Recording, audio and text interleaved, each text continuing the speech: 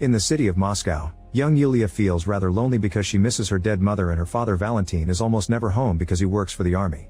One morning at school, the teacher tells the class about an incoming meteor shower, and only the nerd Gleb knows the answers to his questions. Yulia prefers to gossip with her girlfriend Svetlana, who has tickets for an incoming concert. However, Svetlana is disappointed to see that after class, Yulia leaves with her friend Tyoma instead of her.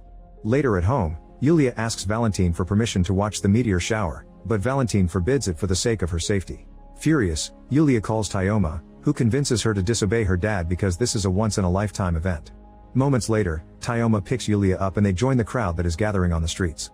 Suddenly a crazy driver passes by in his sports car and almost causes an accident.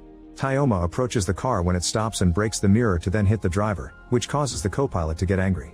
At that moment Tyoma's gang shows up as backup, scaring the drivers into not fighting after all.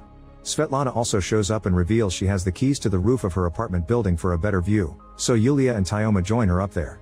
While waiting for the shower to start, Tyoma gets bored quickly and drags Yulia to Svetlana's room to get frisky while Svetlana stays behind watching the meteors.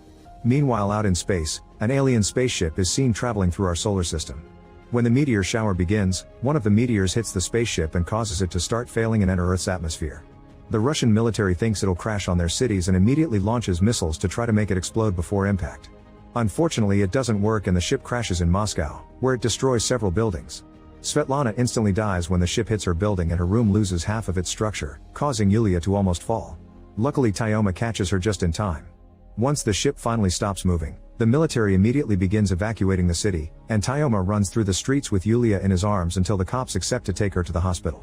The army discusses the issue and sends some soldiers to make first contact, including Valentin and a scientist.